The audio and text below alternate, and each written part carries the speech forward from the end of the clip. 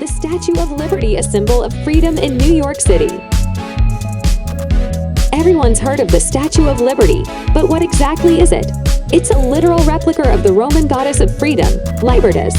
It is a beacon of hope in the city for immigrants, reminding them of the liberty and freedom they fought for in their homelands. In addition, you should know that New York City is called the city of the most attractions in the world.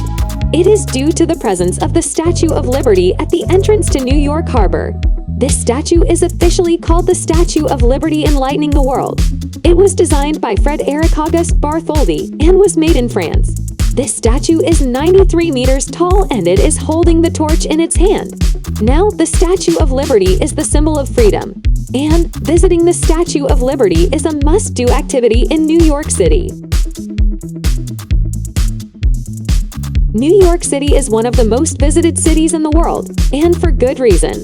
It's not just the lights and the people, but the history and the culture, the buildings and the food. A time traveler could easily assume that he was on the streets of New York in the 1880s, because the environment had barely changed.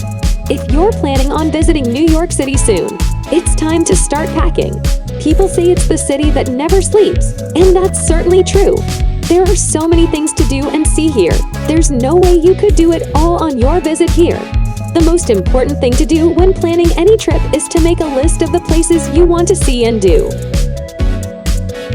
If you are a first-time visitor to New York City, you will have tons of things to do, from museums to restaurants to sightseeing.